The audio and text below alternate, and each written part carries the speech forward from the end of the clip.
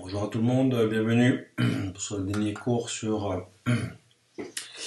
le cours numéro 5 d'enseignement à distance concernant donc, la lombalgie et la thérapie manuelle. Et donc on va terminer là-dessus pour tout ce qui est enseignement à distance. Et donc cette partie-ci, on va discuter de différents éléments qui vont faire le lien entre l'examen subjectif, objectif, les questionnaires aussi, notamment. Et aussi un petit peu discuter des mouvements combinés, du raisonnement clinique qu'on va avoir dans les mouvements combinés concernant la lombalgie. Donc ce qui est important de voir, c'est que si on prend un peu une synthèse des différents points qui sont importants de savoir après l'examen subjectif ou une anamnèse chez un patient qui a une lombalgie, bien d'abord la première chose qu'il faut faire, c'est vraiment mettre son esprit, switcher son cerveau, et passer du mode biomédical, donc anatomopathologique, au mode biopsychosocial. J'ai déjà répété plusieurs fois, mais je le redis encore une fois. Ça veut dire que le modèle biomédical est intégré dans ce modèle BPS. Ça ne veut pas dire qu'il est oublié, d'accord, ça c'est important aussi, mais il est intégré dedans. Et donc on va analyser non seulement l'aspect biomédical, mais aussi et surtout les facteurs psychosociaux. Puisque s'il y a des red flags, donc modèle biomédical, on doit pouvoir les identifier, mais ce n'est pas de notre ressort. On doit à ce moment-là référer le patient à une autre compétence. Et dans le modèle biomédical aussi, il ne faut pas, s'il n'y a pas de red flags, trop se focaliser sur notamment les imageries, j'en ai déjà discuté. Alors red flags first, et après tout ce qui est plutôt yellow flags, donc tout ce qui est plutôt facteurs psychosociaux. On va évidemment se concentrer sur la douleur. Hein. Si un patient vient vous voir, c'est parce qu'il souffre, c'est parce qu'il a mal. C'est assez rare de voir un patient qui vient vous voir uniquement parce qu'il a une perte de mobilité. En général, c'est la douleur qui est le motif de consultation le plus fréquent. Il peut y avoir d'autres symptômes, comme des picotements ou des choses comme ça, mais bon voilà, souvent la douleur est la cause la plus fréquente de consultation au niveau du mal du dos. Alors en termes de douleur, on peut essayer de voir, ça va être une partie évidemment de notre questionnement, il y aura de la douleur, puis après forcément cette douleur va limiter des fonctions, des activités de la vie de tous les jours, voire des participations sociales, comme le travail par exemple, ou des hobbies ou des choses comme ça. Donc on va à partir de la douleur voir quels sont les autres paramètres qui sont impactés dans la vie du patient. En termes de symptômes et de douleurs, on peut utiliser, si on veut, un body chart pour voir un petit peu, c'est pas une obligation, mais voilà, ça existe. Donc on peut soit l'utiliser pour voir un petit peu quel est ou quels sont les sites que le patient présente des symptômes, et voir s'il y a des liens éventuellement entre ces différents sites. On va en parler par la suite. On peut aussi discuter de la périodicité de la douleur. Est-ce que c'est une douleur qui est plutôt aiguë, subaiguë et chronique? Donc aiguë avant 6 semaines, subaiguë entre 6 semaines et 3 mois, et chronique au-delà de 3 mois. Donc c'est important parce que les mécanismes de douleur vont, comme j'ai déjà dit, changer en fonction de la périodicité aiguë à chronique. Hein. En plus ça devient chronique, au plus ça devient complexe en général, et multifactoriel évidemment. Même si ça l'est déjà en aigu, mais ça va encore être pire en chronique. Ça va s'augmenter. Et donc ensuite on va aussi voir quelle est l'irritabilité du patient. Donc l'irritabilité, est-ce que le patient est facilement irritable ou peu irritable? En gros, quand il fait un mouvement, est-ce qu'il a mal très vite et pendant longtemps, ou bien est-ce qu'il faut vraiment aller chercher loin dans la contrainte pour provoquer une petite douleur et que la douleur disparaisse assez vite?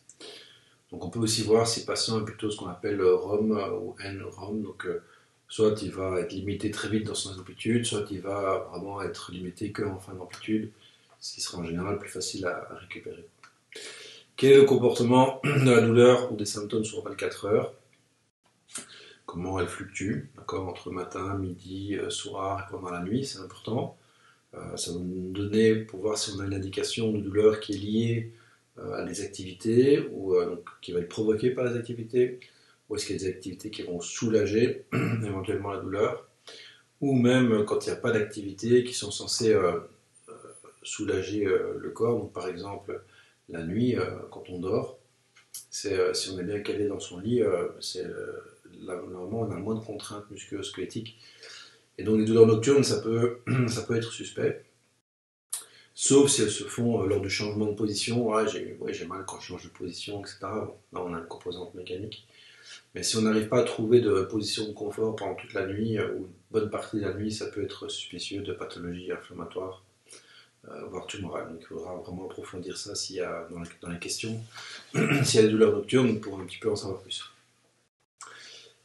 Donc, comportement sur 24 heures, est-ce qu'on a l'impression que la douleur est plutôt inflammatoire, ischémique, liée à une posture en position assise par exemple pendant longtemps, on est assis pendant longtemps, on commence à avoir des picotements, une sciatalgie qui se met en place dans la jambe.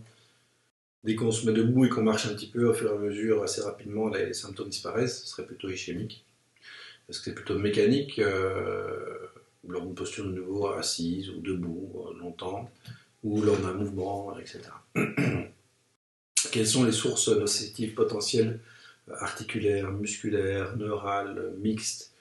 Quelles sont les douleurs référées, articulaires, musculaires? Donc c'est très complexe parce que la topographie des symptômes peut évoquer des sources nocitives qui sont à cet endroit-là, où il y a les symptômes, mais parfois à distance. Donc ça peut être des douleurs qui sont référées, on appelle ça, et donc le problème ne se trouve pas là où il y a la douleur, ou les symptômes. Et donc ça, c'est de nouveau, c'est partie du raisonnement clinique.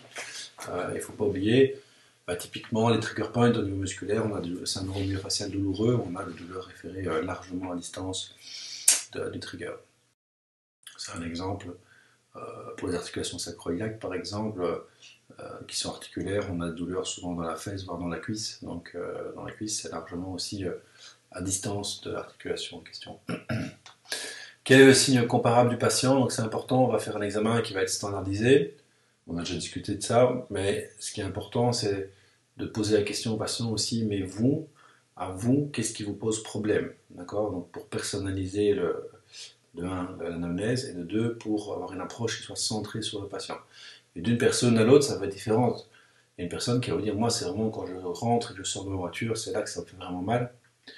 Une autre personne va vous dire, c'est quand je suis assis au bureau devant mon PC après 2-3 heures, là, je commence vraiment à avoir mal. Et encore une autre personne va peut-être vous dire, c'est plutôt dans mes hobbies, quand je fais du tennis, et voilà, vers la fin du match, et pendant 24 heures après un match, je sens une douleur dans le bas du dos, par exemple. Donc, signe comparable du patient, très important. Est-ce qu'on a des sensibilisations des structures qui sont plutôt d'origine psychosociale, comme le stress, les croyances délétères, par exemple, les conflits familiaux, professionnels, l'anxiété, toutes ces choses-là, qui vont amener un niveau de vigilance plus forte, plus importante du système nerveux, et donc une perception de douleur qui va être plus importante? Ou est-ce qu'on a plutôt un phénomène où c'est le système nerveux en tant que tel, la structure qui est hyperactive, et donc il va véhiculer une information beaucoup trop forte par rapport à la réalité? Ou est-ce que c'est mixte? De nouveau, dans la vie, tout n'est pas blanc, tout n'est pas noir. Il y a souvent une zone de gris entre les deux, et qui est très très très très importante, et dans laquelle se trouve la majorité des patients finalement. Alors ensuite, l'histoire médicale du patient, donc son histoire passée, chirurgicale, traumatique, incluant aussi des problèmes, tout ce qui est imagerie, parce qu'on doit discuter des imageries. Rappelez-vous, fausses croyances qui peuvent être véhiculées par les imageries, et l'interprétation aussi du patient sur ces imageries-là, donc important. Donc ça c'est important. Et vraiment approfondir la discussion. Parfois, vous allez vraiment avoir des patients qui vont venir avec un dossier comme ça, avec plein d'imageries, des radios, des disques d'IRM, etc. Et ils vont vraiment vous dire, voilà, il y a des comptes rendus, des protocoles, voilà ce que j'ai fait depuis des années. Voilà, j'ai plusieurs hernies, j'ai de l'arthrose sévère. Et donc, ce qui est important, c'est de discuter de tout ça avec le patient. Et d'essayer de dédramatiser, si c'est non spécifique, entre guillemets, d'accord? S'il n'y a rien de grave, évidemment, de dédramatiser un petit peu tout ça. Quelle est l'histoire familiale aussi, génétique, éventuellement? Quel est le support familial? Est-ce que la personne est soutenue ou pas dans sa famille? Est-ce qu'elle n'est pas soutenue dans ses symptômes, dans son problème? quelle est l'influence de sa famille dans les croyances sur la lombalgie et dans le parcours de santé du patient, mais aussi de l'entourage proche, les amis, pas que la famille, les collègues de travail, etc. Donc l'histoire sociale, hein, comme qui joue le point juste en dessous, et culturelle, l'influence culturelle. Quelles sont les croyances, les comportements, la façon de faire face aux problèmes, est-ce que la personne a mal? Et du coup, bah, je dis ouais, j'ai quand même mal, et moi j'estime que je dois arrêter de travailler si j'ai mal, je dois arrêter toutes mes activités sportives physiques si j'ai mal. Je ne reprendrai pas mes activités sportives ni mon travail tant que j'aurai une douleur, je vais avoir la douleur zéro avant de reprendre une activité. Ça, il faudra vraiment travailler là-dessus parce qu'il ne faut pas attendre la douleur zéro, sinon on risque d'attendre longtemps et ça risque de s'aggraver chez le patient. Quelles sont les comorbidités aussi qui vont être associées aux patients, donc c'est-à-dire les plus communes, c'est l'obésité, syndrome du côlon irritable, ce qu'on appelle la fibromyalgie, et la dépression qui est une des comorbidités très importantes en Belgique notamment. Donc voilà, parce que ces comorbidités vont forcément avoir un impact sur le ressenti du patient sur ses douleurs dans la lombalgie. Le fameux body chart voilà, qu'on peut utiliser, donc voilà différentes zones de douleur qu'on peut avoir. Donc, on aura le dos, sur le côté, d'accord, de face éventuellement, on pourra éventuellement voir s'il y a des douleurs. S'il y a une douleur à un endroit et puis d'autres symptômes qui s'étendent dans le membre inférieur, est-ce qu'il y a un lien entre les sites? Donc type de symptômes, localisation des symptômes, intensité des symptômes, lien entre les symptômes, douleurs référées éventuellement, quelles sont les structures potentielles, quelles sont les hypothèses qu'on va pouvoir tout doucement mettre en place par rapport au patient, le comportement des symptômes, etc. Donc on peut noter à côté de ce body chart beaucoup de choses. Déjà à partir de l'examen subjectif, et puis lors de l'examen objectif, on peut noter L3, L4, L5, Pain Provocation Test, j'ai trouvé une douleur à 8 sur 10 pour un grade 3 par exemple. Donc si vous voulez vraiment être très précis, il y a moyen d'être très précis par rapport à tout ça. Alors ce qui est important aussi quand même, c'est un préambule aussi par rapport au traitement conservateur. Si vous avez une lombalgie, si la lombalgie est commune et simple, qu'il n'y a pas de sciatique associée, pas besoin d'investigation par imagerie, on a déjà discuté. On peut éventuellement avoir un traitement d'analgésique et de la kiné, donc surtout si le patient est à risque modéré au stade Bactool, il faudra éduquer et rassurer le patient. Si le patient a une lombalgie avec sciatalgie, que c'est la première fois, d'accord, il va tomber dans le même circuit s'il avait une lombalgie commune. Surtout s'il n'a pas de symptômes neurologiques, donc il n'a pas de perte de force, d'accord, il n'a pas de trouble de la sensibilité, c'est une douleur, d'accord, dans le membre inférieur, voire des picotements, pas de souci. Tant qu'il n'y a pas de trouble de la sensibilité ou de perte de force, hop, et que c'est la première fois, il va faire le même traitement que si c'était une lombalgie commune. Si c'est récurrent et qu'il n'y a pas de déficit neurologique, donc ça revient plusieurs fois, on peut éventuellement, quand même, comme c'est récurrent, faire des imageries. Si c'est récurrent, avec des déficits neuro, bah forcément là c'est un red flag, il faut référer le plus vite possible à un chirurgien, un neurochirurgien ou un orthopédiste. Aux urgences en fonction du cas. Donc voilà, c'est un petit rappel sur on va dire le chemin, le parcours, du chemin que le patient doit avoir au niveau des soins en fonction un petit peu des symptômes de la lombalgie. Alors ça, je vais passer, vous pouvez le lire si vous voulez, mais en gros, bah, c'est un peu une synthèse de ce qu'on a vu, et déjà discuté, les red flags, lombalgie commune, lombalgie avec troubles neurologiques, et le parcours de soins qui va un petit peu être détaillé, avec des comportements qui sont non mécaniques, des comportements qui sont mécaniques, ou bien mixtes. Voilà, ça, on va en discuter de toute façon par la suite. C'est le modèle ici de Peter O'Sullivan, mais on va en discuter. On a déjà parlé un peu avant, mais on va en discuter par la suite. Ce qui nous mène maintenant à quelque chose d'important, c'est la douleur et différents types de questionnaires, pas que sur la douleur, qui existent pour objectiver donc, le patient. Donc vous connaissez probablement la VAS, donc la Visual Analogical Scale, et donc on va pouvoir utiliser cette VAS pour évaluer différents symptômes, pas que la douleur, mais elle a été faite au départ pour évaluer la douleur. Et donc, il faut savoir qu'il faut une différence de 2 sur cette base pour dire qu'on a un effet clinique. Donc, si un patient vient vous voir, il a 8 sur 10 de douleur au début du traitement, vous le traitez pendant une demi-heure, et à la fin du traitement, il est à 5 sur 10 de douleur, d'accord, pour un mouvement spécifique, pour la present pain. Ça dépend de votre outcome que vous avez choisi, de votre référence ou du signe comparable du patient. Donc, qui passe de 8 à 5, eh bien, on a un effet clinique qui est lié au traitement et pas qui est lié à la fluctuation naturelle des symptômes. Parce qu'on a une différence qui est au-delà de 2. Donc, s'il passe de 8 à 7, c'est peut-être la modification naturelle des symptômes, voire de 8 à 6 aussi. Donc, il faut dépasser cette différence de 2. Idéalement, au cours de la première séance, et idéalement même plus que ça. Bon, moi, mon objectif, j'essaye, j'y arrive pas toujours, hein, c'est qu'il y ait au moins 50% d'amélioration de mon patient entre le début de la séance et la fin de la séance par rapport à son signe comparable. Et des fois, on y arrive très bien, même parfois assez souvent, tant mieux, et parfois c'est beaucoup plus difficile. Après, il faut voir si, même si on y arrive très bien, si les effets vont durer dans le temps. Ça, that's the question. Et donc là, il faudra vraiment travailler sur l'éducation thérapeutique, notamment des facteurs d'hygiène de vie, du modèle BPS, donc biopsychosocial, si on veut avoir des effets à long terme, évidemment. Limiter les récurrences et la chronicisation des symptômes. Donc voilà, pour la VAS, on peut aussi utiliser, pour ceux qui aiment bien les codes et le modèle de la CIF, d'accord, il y a une nomenclature qui existe, voilà, qui est très précise, M9.0, lombalgie aiguë, subaiguë, avec des déficits de mobilité. Voilà, bon, il y a différents types de catégories. Si vraiment vous aimez bien cette classification, ben voilà, sachez qu'elle existe.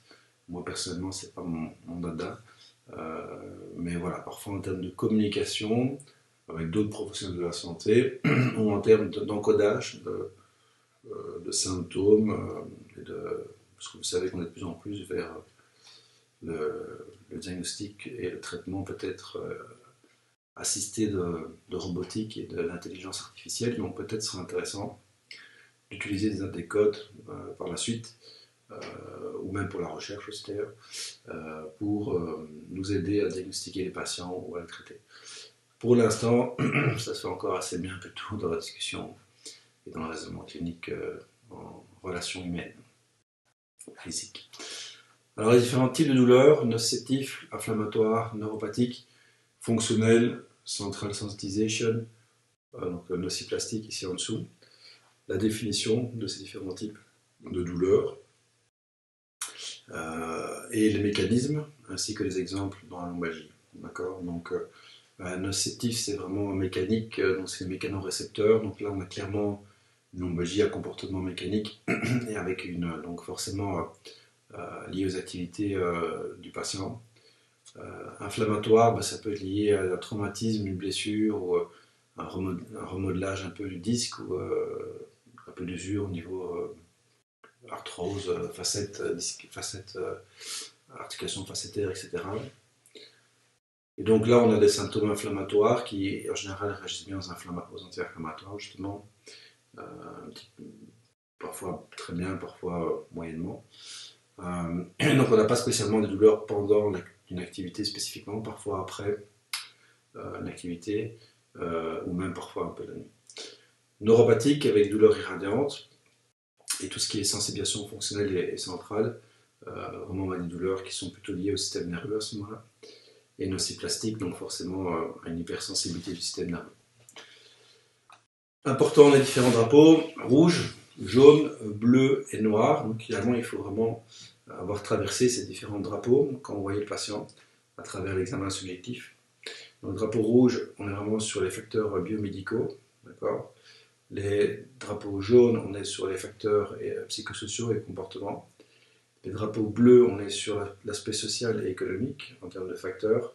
Et les drapeaux noirs, on est sur des facteurs qui sont plus en lien avec le travail. Okay. On pourrait rajouter les drapeaux blancs, je pense qu'on a déjà parlé avant, qui sont les fausses croyances véhiculées par tout le personnel médical confondu, que ce soit médecin, infirmière, kiné, etc. Faire attention à ce qu'on dit aux patients. Alors en termes de red flags, un tableau un peu synthétique, mais il faudra toujours se méfier de ces symptômes-là. Ça ne remplacera jamais le raisonnement clinique, mais il faudra toujours se méfier les red flags les plus fréquents, les plus qu'on retrouve le plus sont déjà, s'il y a une douleur qui dure plus de 6 semaines, c'est pas tout à fait normal en cas de lombalgie, puisque après 2 semaines, il y a 50% d'amélioration sans traitement, et après 6 semaines, c'est 80% des patients qui vont mieux. Donc ça veut dire déjà que le patient n'évolue pas normalement, donc soit il y a un red flag, soit il y a des facteurs psychosociaux qui se profilent. Si le patient est plus jeune que 18 ans, ça peut être suspicieux, comme des déficits congénitaux, tumoraux, infectieux, inflammatoires, etc. Donc il faudra peut-être approfondir un petit peu l'anamnèse si le patient est jeune. Si le patient est plus âgé que 50 ans, ça peut être aussi plutôt tumoral ou artériel, par exemple des anévrismes, etc. Donc ça ne veut pas dire que tous les patients qui ont plus de 50 ans ont ces problèmes-là. Mais il faudra faire attention à ces deux tranches d'âge, donc soit avant 18, soit après 50, pour poser un peu des questions plus spécifiques par rapport à certaines choses. Si le patient a la température, des transpirations nocturnes par exemple, attention à l'aspect peut-être tumoral, infectieux, idem si tu as une perte de poids. Douleur nocturne, on a déjà discuté, ça peut être, si ce n'est pas lié à un mouvement, un changement de position, etc., ou à une posture en particulier, peut-être, ça peut être tumoral ou infectieux. Donc il faudra approfondir au niveau des questions. Voilà, on a toutes les autres douleurs, par exemple, s'ils toussent en position assise, en manœuvre de Valsalva, ça peut être une hernie discale fraîche, une hernie discale chronique qu'elle a depuis plusieurs mois, voire plusieurs années, c'est pas un problème. Après, à partir de 40 ans, énorme, je crois que c'est 80% de mémoire, c'est 80% des gens qui ont une hernie discale après 40 ans. Et donc on a quasiment tous, donc c'est vraiment pas du tout un problème. Mais dans la phase aiguë, fraîche, il y a forcément un phénomène inflammatoire qui se met en place, et donc c'est un peu comme quand on se fait une entorse de la cheville, ça fait mal pendant un certain temps. Mais c'est pas pour ça qu'on va plus jamais marcher sur sa cheville, hein, d'accord, on comprend très bien quand on a une entorse de la cheville, même un grade 3, une entorse, on sait qu'on va prendre plus de temps pour récupérer, quand il y aura une période d'immobilisation, et puis il y aura une mise en charge progressive de loading, etc., de mise en activité.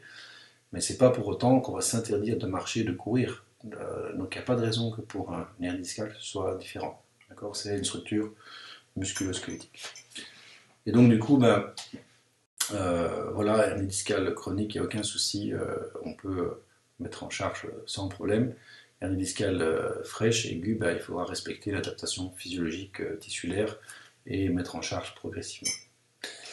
Tout ce qui est douleur au-delà du genou, voilà, il faut un petit peu se méfier au niveau lombo-radiculopathie. Tout ce qui est incontinence, attention, signe plus grave de syndrome de la queue de cheval par exemple. Idem pour les anesthésies en selle, donc trouble de la sensibilité en selle. Donc ça, ce sont des réflexes communs. Le réflexe sur le cancer, voilà, il y en a 4 qui sont assez... si on a ces 4 facteurs qui sont présents en même temps, il y a une grande suspicion de tumeur. Et donc c'est un patient qui est âgé de plus de 50 ans, qui ne s'est pas amélioré après un mois de traitement de physiothérapie, qui a eu des histoires antérieures de cancer, une ou des histoires antérieures de cancer, en général plutôt cancer sexuel, donc cancer de la prostate, cancer du sein, ou d'autres types de cancers comme cancer des poumons par exemple, qui sont des cancers qui récidivent souvent. Et une perte de poids, voilà, qui est de environ autour de 5 kg en 6 mois, inexpliquée, donc il n'y a pas de régime, il n'y a pas eu d'événement en particulier qui aurait pu expliquer cette perte de poids. Si on a ces 4 facteurs qui sont présents, on a une grande chance d'avoir une tumeur et que le patient est lombalgique, que la lombalgie soit associée à une tumeur. Donc un autre algorithme un petit peu, donc est-ce qu'on a des réflexes qui sont présents ou non? Oui, paf, on va référer à des personnes spécifiques, spécialisées dans le réflexe supposé. Pas de red flags, est-ce qu'il y a des yellow flags qui sont présents? On a tous des yellow flags, on a tous des êtres humains, hein, donc on a tous des facteurs psychosociaux, mais est-ce que ces yellow flags vous paraissent vraiment majoritaires, très très importants? Si c'est le cas, il faudra avoir une approche cognitivo-fonctionnelle et pluridisciplinaire pour pouvoir traiter le patient. S'il y a des yellow flags, mais que c'est comme n'importe qui, un être humain, on va dire, qui est normal, si ça existe, où on a des yellow flags mais qui ne sont pas si importants que ça, à ce moment-là, on va plutôt faire un traitement de thérapie physique si le patient est à risque modéré au niveau Starback Tool. Voilà le fameux Starback Tool qu'on peut faire passer, donc au risque modéré, faible risque, j'en ai déjà discuté dans un autre cours. Donc on va remplir ici le questionnaire, je suis d'accord, je suis pas d'accord, et ainsi de suite. On va avoir un score, d'accord, risque faible, modéré, important. Et donc le traitement va changer, d'accord, en fonction du risque qu'on aura chez le patient. Je répète encore une fois, faible risque, rassurer le patient, éventuellement le médiquer, lui déconseille de se remettre en mouvement le plus tôt possible, d'aller retravailler, travailler sur ses croyances délétères si il pense certaines choses par rapport à des imageries éventuellement ou à l'embagie. Ça suffit pour que le patient récupère bien. S'il est à risque modéré, on va faire le même traitement que s'il a faible risque, plus de la thérapie physique, car il y a des obstacles physiques à sa récupération, donc de la kinésithérapie, hands-on, hands-off.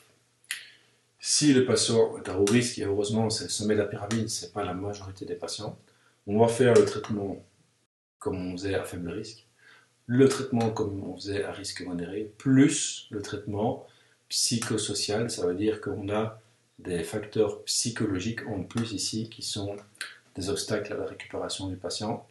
Et là, souvent, on travaille en équipe pluridisciplinaire, ce n'est pas une obligation. On peut parfois s'en sortir sur ces patients qui sont au risque seuls, mais il faudra les surveiller sur du moyen terme pour voir comment ils évoluent. Et s'ils évoluent bien, tant mieux, sinon il faudra probablement travailler en équipe pluridisciplinaire. Donc les facteurs psychosociaux, on en parle souvent. Quels sont-ils? D'accord. Bien, il y a ce qu'on dit, voilà, on parle de ce modèle-là, mais exactement qu'est-ce qu'on doit aller poser comme question? Voici des exemples, d'accord, d'éléments importants. Dans les facteurs psychosociaux, on a les attitudes et les croyances par rapport à la lombalgie. Donc ça, c'est un axe important à aller investiguer chez le patient. Donc là, vous avez différents points que je vous laisse lire par rapport à ça.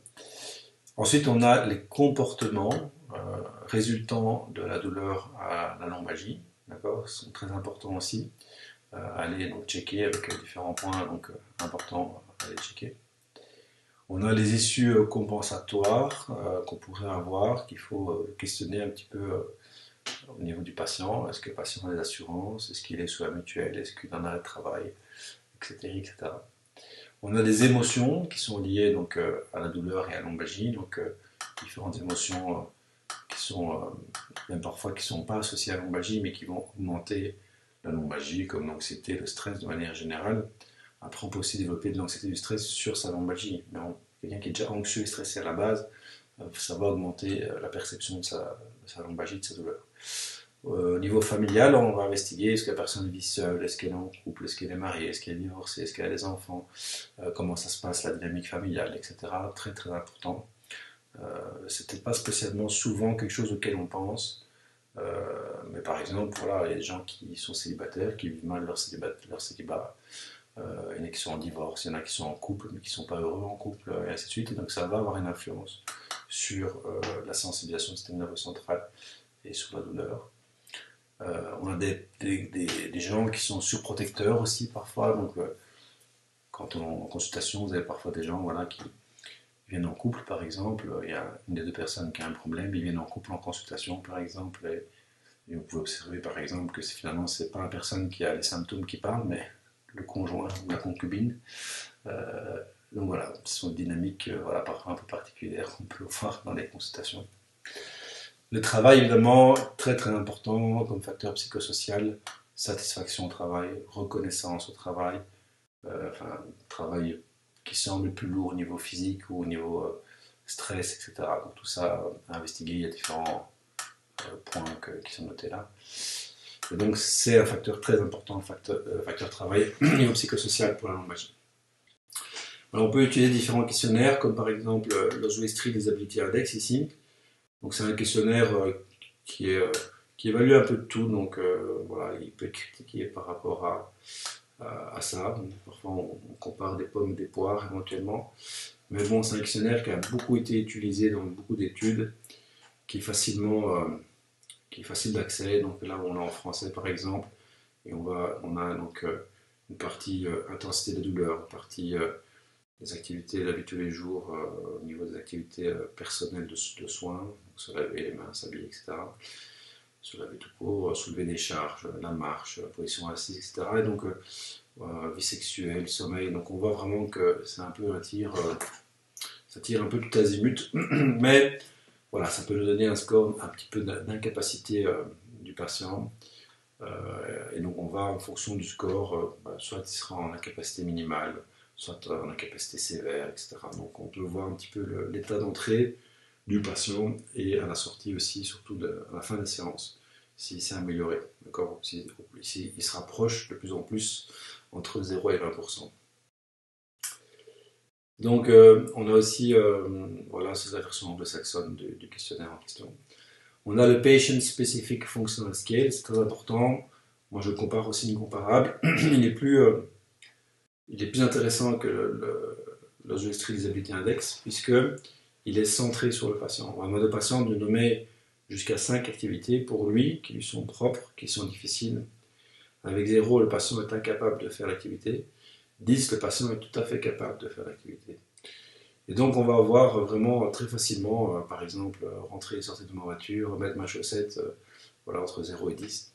Et donc, ce sera vraiment centré sur le patient et c'est la raison pour laquelle le patient vient vous consulter.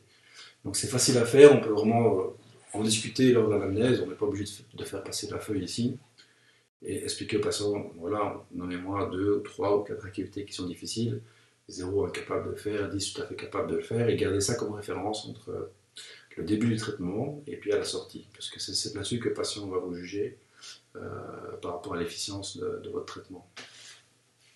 Donc ça, c'est un questionnaire très intéressant, facile à mettre en place. On a encore d'autres questionnaires comme le Roland Morris Low Back Pain Disability Questionnaire. Moi, je l'aime un petit peu moins, il est un petit peu orienté fonction, mais voilà, c'est à vous de voir si vous trouvez intéressant. Le Fear Avoidance Belief Questionnaire est intéressant pour la peur du mouvement. Il y a une partie qui est plus en lien avec les activités physiques, et il y a une autre partie ici, la deuxième, qui est plus en lien avec le travail. Et donc c'est intéressant parce que si on a un score qui est supérieur à 19, d'accord, peut-être que le travail est une source importante de douleur qui intervient pour la lombalgie du patient. Si on a un score qui est inférieur à 19, dans cette partie-ci, probablement que le travail n'a pas beaucoup d'impact sur la lombalgie du patient. Alors de nouveau, c'est pas on-off comme ça, hein, d'accord, c'est un outil.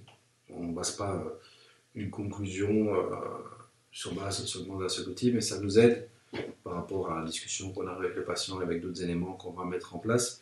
Et c'est toujours la convergence d'informations qui va nous dire si on est dans le bon chemin, vers la bonne hypothèse chez le patient.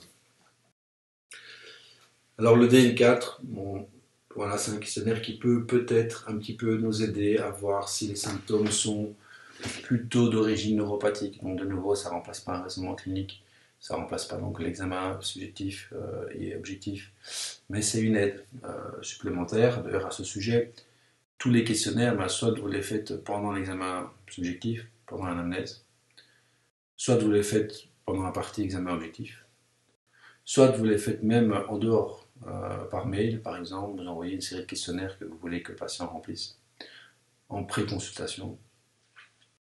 Parfois, ça peut se faire en pré-consultation. Ou parfois, après la première consultation, on n'a pas eu le temps de tout faire dans la première séance. Et vous pensez au fur et à mesure de la séance, ah mais j'ai pas évalué ceci, j'ai pas évalué ça. À la fin de la séance, vous envoyez les questionnaires au patient par mail qu'il doit remplir et vous les rendre avant la séance qui suit. Donc voilà, c'est une manière de fonctionner qui peut être intéressante. Vous pouvez aussi utiliser des applications qui regroupent tous les questionnaires, comme par exemple Cobus, voilà, mais c'est payant malheureusement. Voilà. C'est très très bien, mais c'est payant.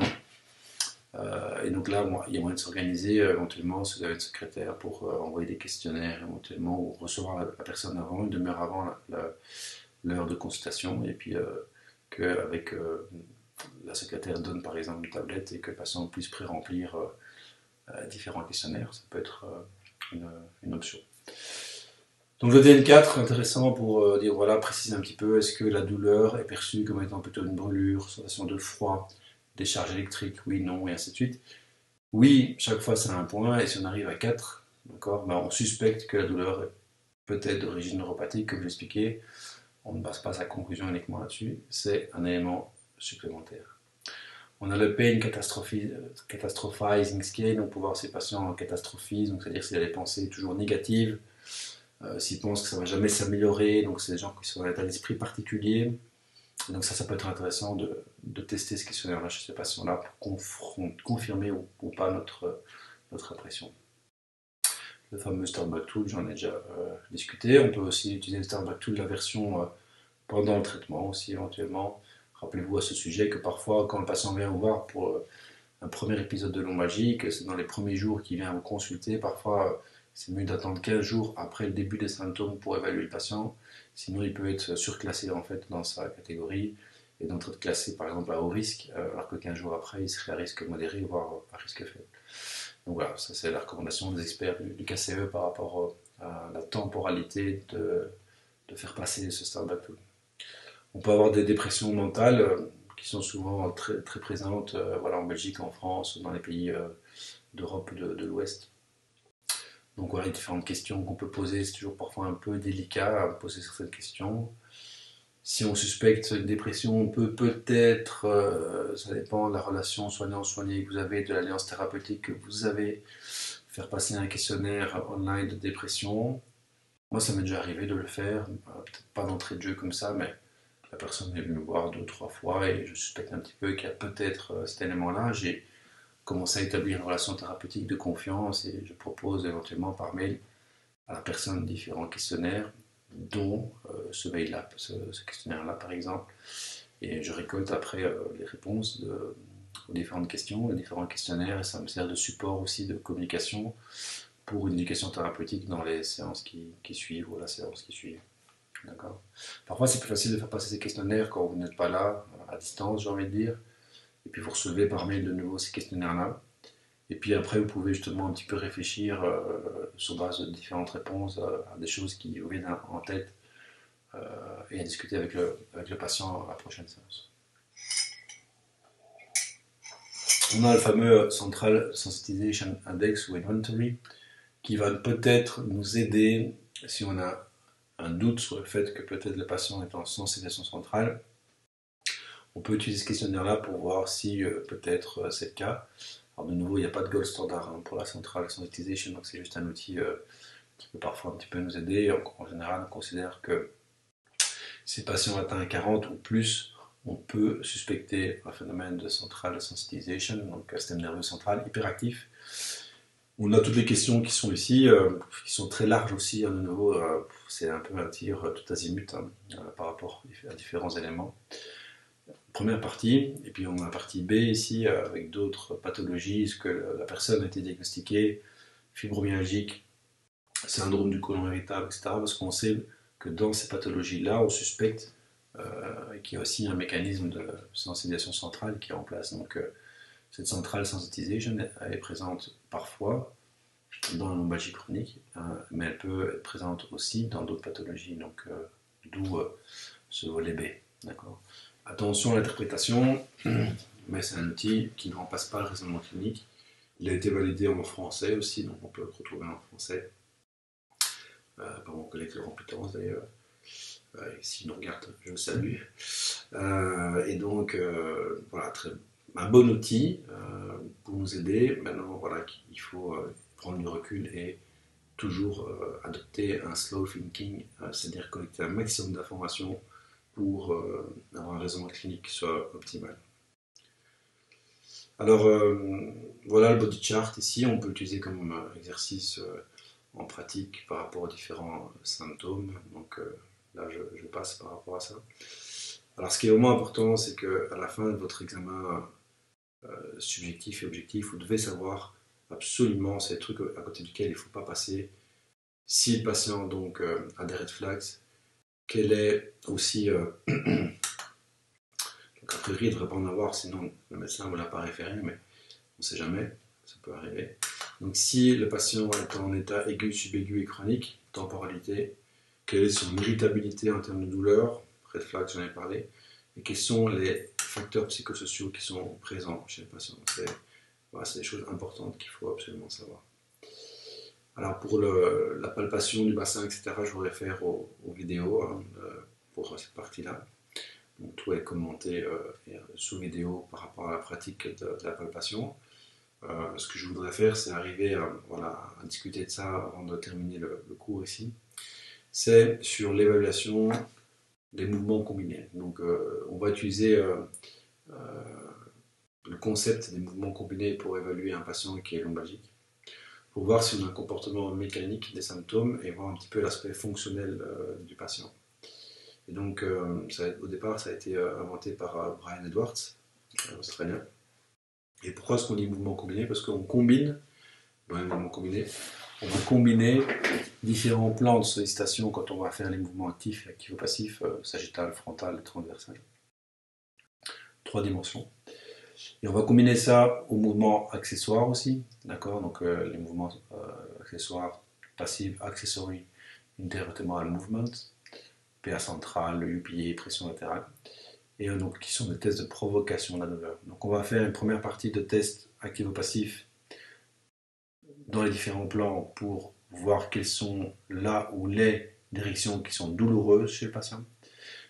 Après, quelles sont les localisations avec les mouvements accessoires des niveaux qui sont douloureux. Et est-ce qu'il y a une convergence d'informations entre les mouvements actifs et activo-passifs et ces mouvements accessoires? Pain provocation test, convergence d'informations. Si on a une convergence d'informations, ben, on a une bonne reproductibilité, une bonne validité. On l'a étudié avec des collègues, notamment avec Toby Hall. Donc c'est intéressant. À ce moment-là, malheureusement, c'est pas toujours le cas, mais quand on a ça, c'est qu'on a une belle lombalgie mécanique. Et donc, dans l'étude que j'ai écrite avec des collègues australiens notamment, et aussi dans le cadre de ma thèse aussi, on a nommé ça la Clinical Classification Rule. Et donc, si on a une lombalgie mécanique, souvent on a les 3 critères qui sont présents ici à l'écran qui sont positifs.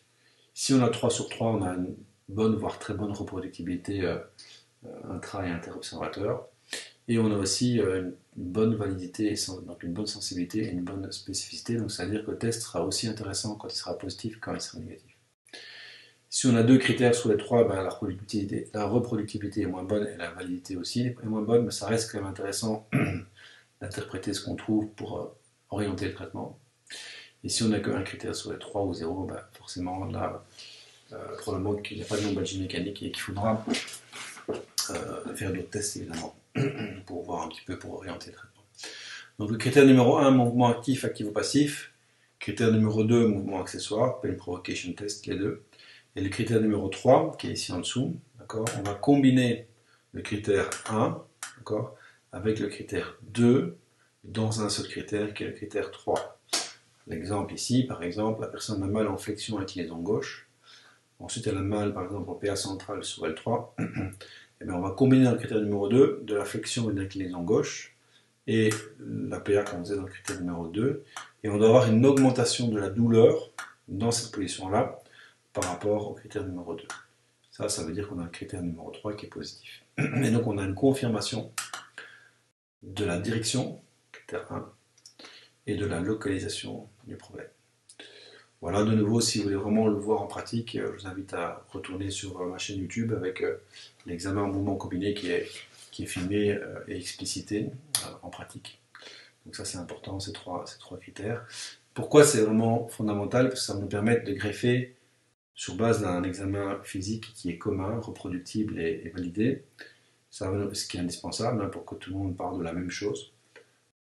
Et que si le même patient qui soit vu par différents thérapeutes trouve plus ou moins quand même la même chose et commence le traitement plus ou moins de la même manière, même si on sait que voilà, il y a tant de façons de penser qu'il y a d'êtres humains sur Terre. Donc si on a un expert dans la lombalgie, probablement que s'il y a 3 experts, probablement que chacun de ces experts va commencer le traitement un petit peu différemment. Mais l'idée en tout cas, voilà, en commençant votre pratique, c'est quand même d'avoir un cadre un peu défini. Et donc voilà la proposition de ces 3 critères. Ça va nous permettre après de greffer différents concepts de traitement comme Mackenzie, Maitland, Mulligan ou différentes formes de mobilisation et de manipulation sur base du même examen. Donc voilà différents concepts importants qu'on peut, après l'examen mouvement combiné, on peut faire une méthode Mackenzie parce qu'on va voir dans les mouvements combinés qu'est-ce qui provoque les symptômes, mais peut-être qu'on va déjà voir aussi qu'est-ce qui soulage les symptômes. Et donc c'est une préférence directionnelle. Si c'est le cas, si on le voit, on pourra faire un examen plus spécifique type Mackenzie si vous êtes formé à Mackenzie. On va pouvoir faire des traitements de type Maitland, qui sont en général plutôt des traitements en mouvement accessoire, d'accord. C'est un peu une caricature, mais c'est quand même plus souvent ça qu'on retrouve dans cette méthode.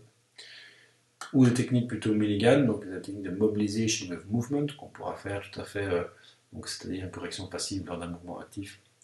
Et différentes formes de mobilisation en mouvement physiologique ou de manipulation.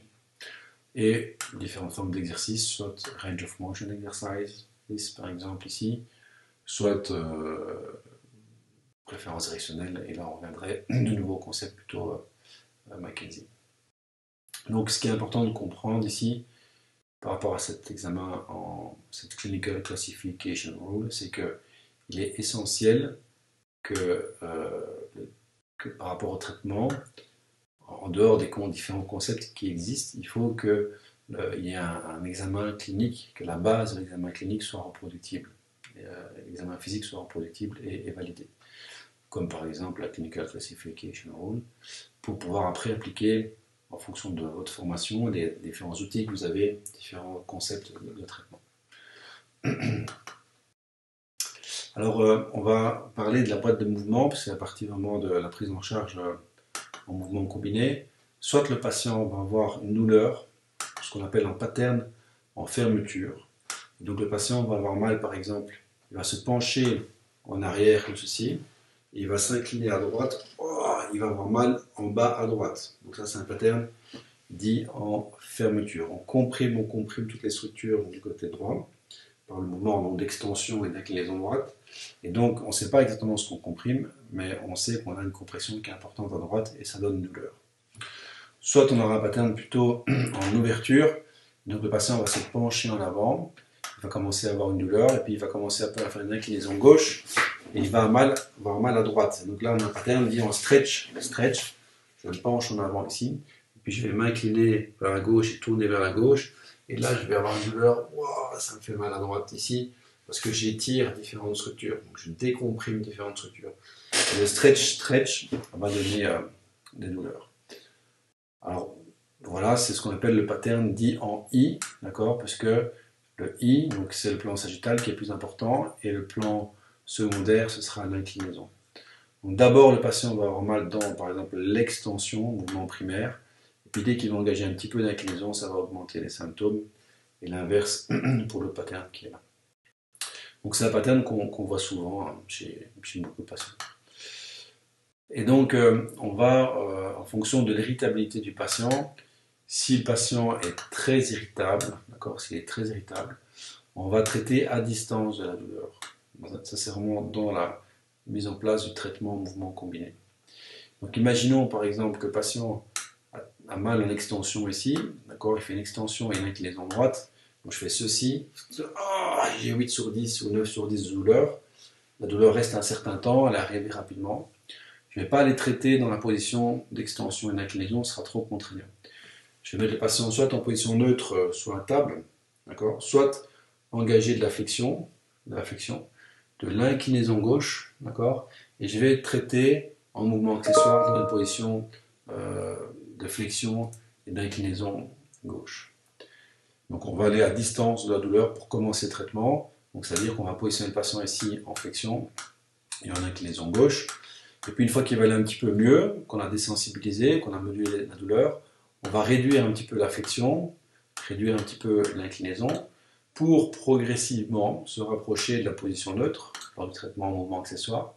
Et puis progressivement, au fur et à mesure de la séance ou des séances, ça va dépendre du patient, engager de l'extension et de l'inclinaison dans le pattern qui lui pose problème, une fois qu'il est désensibilisé. Parce que le patient, ce qui l'intéresse s'il a mal là, c'est pas que ça aille mieux par là, parce que ça va bien. Ce qu'il veut, c'est récupérer forcément le mouvement qui lui pose problème. Et donc pour ça, dans un premier temps, on va d'abord travailler dans la non-douleur, ou le moins de douleur possible, pour arriver à la position neutre, qui va commencer à être un peu plus contraignante, et après progresser vers le mouvement qui lui pose problème au niveau fonctionnel. Même chose si on a un pattern dans l'autre sens, qu'il est très irritable. Imaginons maintenant que le patient vient me voir, il est peu irritable, c'est-à-dire qu'il a mal, par exemple, dans un pattern de fermeture, il a mal en extension, donc il peut aller chercher vraiment très loin en extension et en inclinaison droite. Il faut vraiment faire une surpression ici pour qu'il commence à sentir une douleur. à ce moment-là, il est peu irritable. Il a une douleur par exemple à 4 ou 5 sur 10 en fin d'amplitude avec surpression. Donc là, à ce moment-là, on va pouvoir commencer à traiter le patient dans la direction qui pose problème. Donc le minimum sera de commencer à position neutre, mais on va déjà, s'il est vraiment très peu irritable et un range of motion, on va déjà engager pas mal d'extensions ici et de l'inclinaison pour commencer notre traitement en mouvement accessoire. Et on va à chaque fois essayer de progresser un petit peu plus loin dans le mouvement primaire, dans le mouvement secondaire, pour arriver au maximum de capacité qu'on pourra avoir faire sur la table d'extension et d'inclinaison.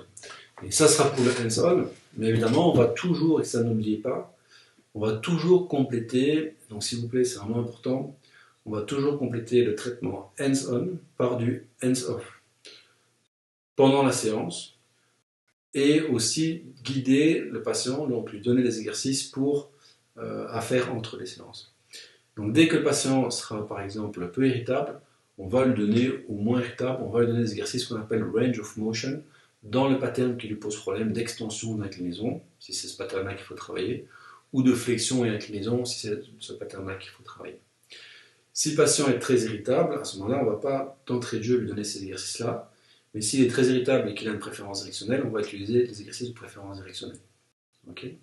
Donc toujours essayer de trouver des exercices, soit de range of motion exercise, soit de McKenzie pour la modulation des symptômes, ou voire de Mulligan en auto-traitement, si le patient répond favorablement aux techniques Mulligan. Donc là, c'est vraiment important. Voilà ici une autre illustration vraiment de l'examen en mouvement combiné originel, comment ça a été développé par Brian Edwards au départ. Vous pouvez aller cliquer sur ce lien. La vidéo que moi je vous ai montré avant intègre un protocole plus complet où on peut voir justement si le mouvement répété ou le mouvement soutenu va augmenter les symptômes ou soulager les symptômes. Donc en gros, voir quel est le comportement en mécanique. Et c'est comme ça qu'on l'a validé dans notre étude au niveau des mouvements combinés, c'est qu'on a intégré aussi les mouvements simples, soutenus, répétés, dans différentes directions pour voir qu'est-ce qui provoque les symptômes, et éventuellement qu'est-ce qui soulage les symptômes. Et l'idée c'était d'augmenter graduellement la contrainte à chaque fois. Évidemment, si le patient est très très irritable, on ne va pas aller très loin dans la contrainte forcément. Donc voilà, très irritable, peu irritable, la direction de traitement, on a déjà discuté.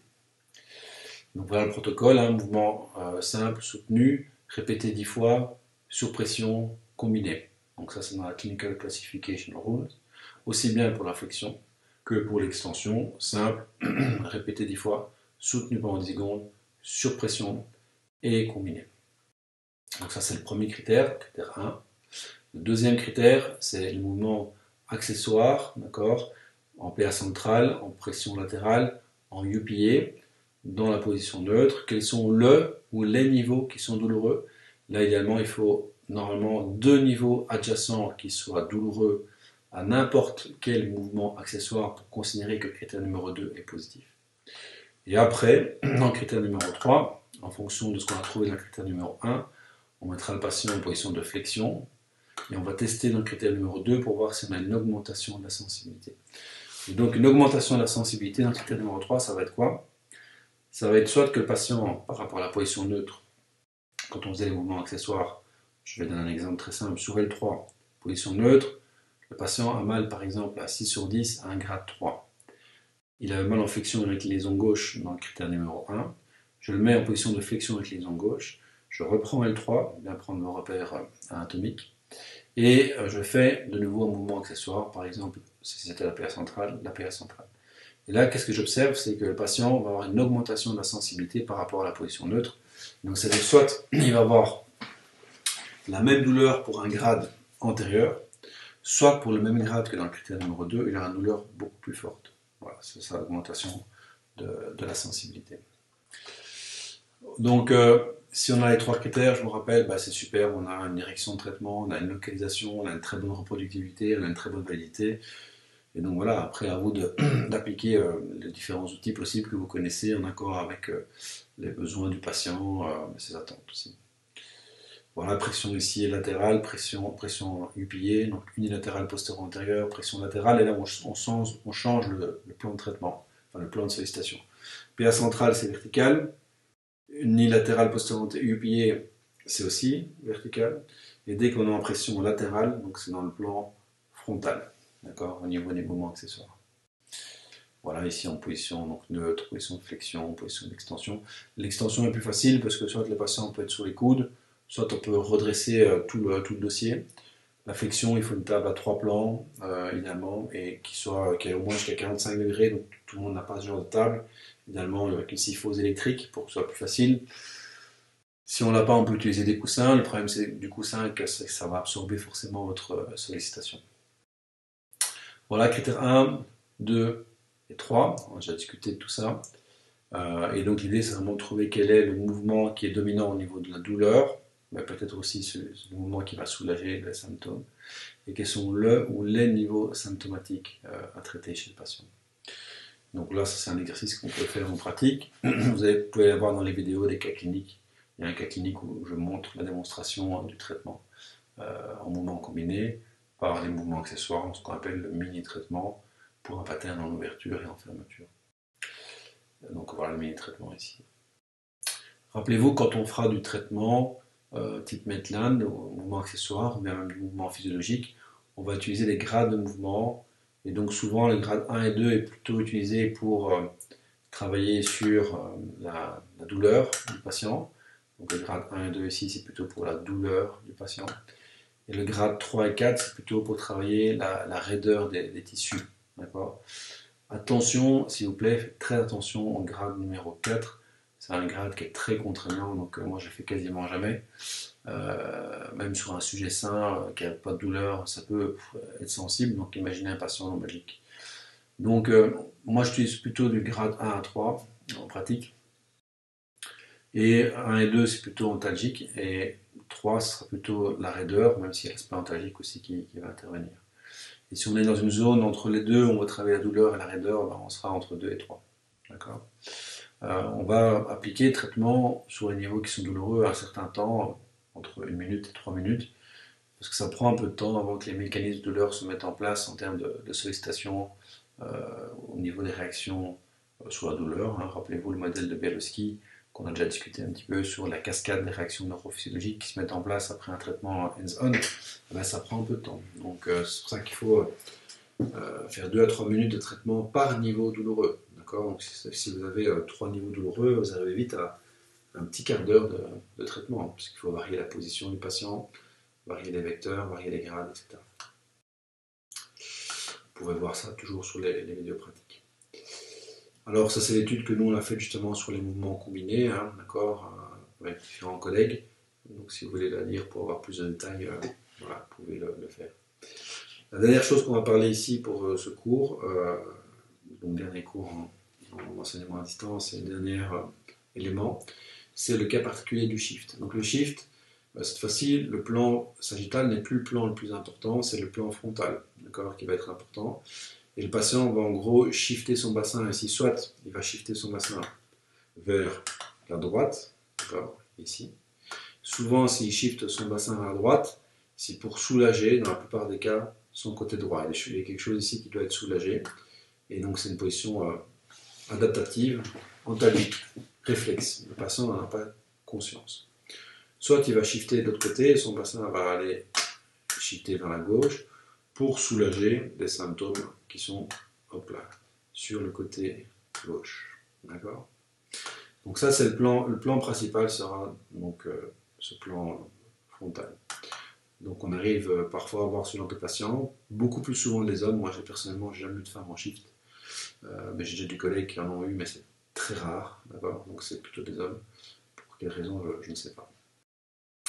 Et donc là, à l'inverse un petit peu de McKenzie, dans les mouvements combinés, bon ça ne veut pas dire que c'est incompatible, hein, mais dans les mouvements combinés, si on prend l'exemple qui est ici à gauche, on va préserver au départ la position du shift du patient. Donc on va le laisser dans sa position antalgique parce qu'il est très irritable, il a très mal, et donc il se met dans cette position-là. Et donc quand on va traiter le patient, on va le positionner sur la table en préservant la position de shift du bassin vers la gauche. Okay.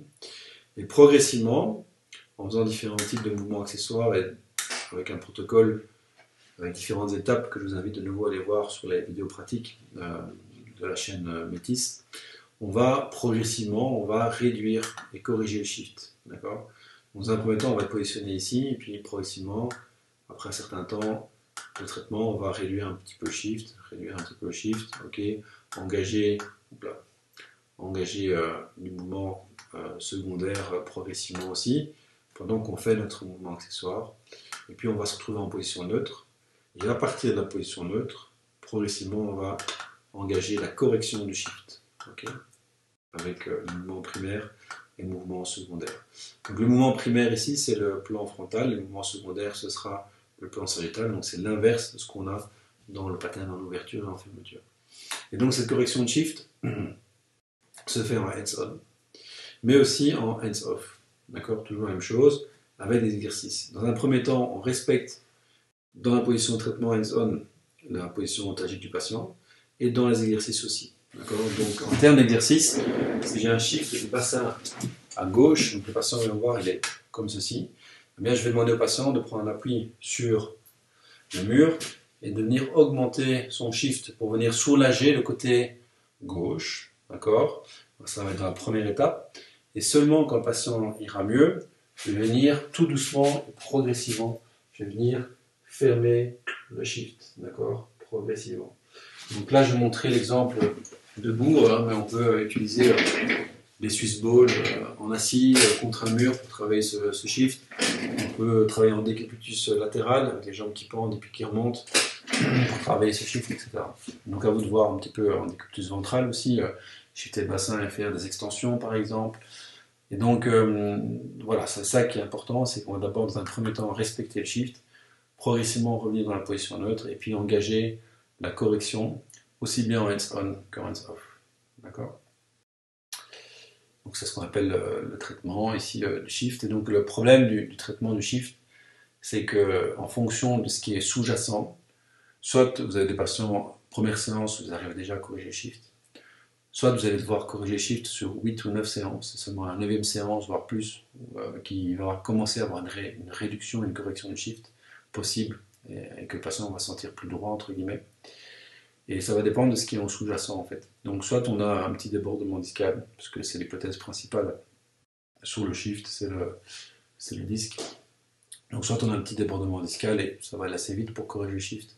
Soit on a une belle hernie, et donc si on a une belle hernie, forcément il y a un processus de cicatrisation qui se met en place. Il faut respecter la cicatrisation, l'adaptation physiologique, etc. Et donc vous n'allez pas pouvoir corriger d'entrée de jeu un shift avec une belle hernie, c'est sûr et certain. C'est un peu comme une entorse type 3, hein. Vous n'allez pas commencer à mobiliser, manipuler dans tous les sens quand l'entorse est fraîche. Il faudra respecter la phase de cicatrisation, de prolifération, et puis progressivement mettre une charge qui est progressive et lente, d'accord, et respecter ça. Et donc ça veut dire qu'on pourra bouger, mais que ça prendra plus de temps, et donc ça va vraiment être l'évolution de votre patient qui va vous dire un petit peu ce qui est sous-jacent.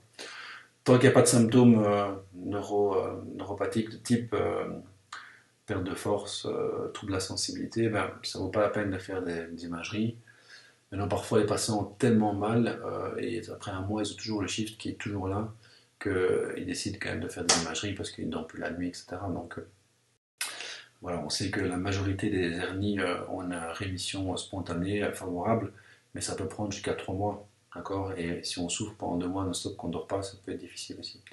Donc à ce moment-là, il faudra peut-être référer à quelqu'un d'autre pour voir s'il n'y a pas une option chirurgicale, peut-être pour soulager la douleur. Même si ce n'est pas ce qu'on souhaite idéalement, mais bon voilà, parfois on n'a pas le choix à cause de la douleur. En tout cas, la douleur dans la jambe peut être soulagée par la chirurgie. Et clairement, si par contre il y a d'autres symptômes neuro comme hypoesthésie ou perte de force, là c'est une urgence évidemment. Donc voilà, bonne étude à vous, j'espère que vous vous portez bien, et donc à bientôt.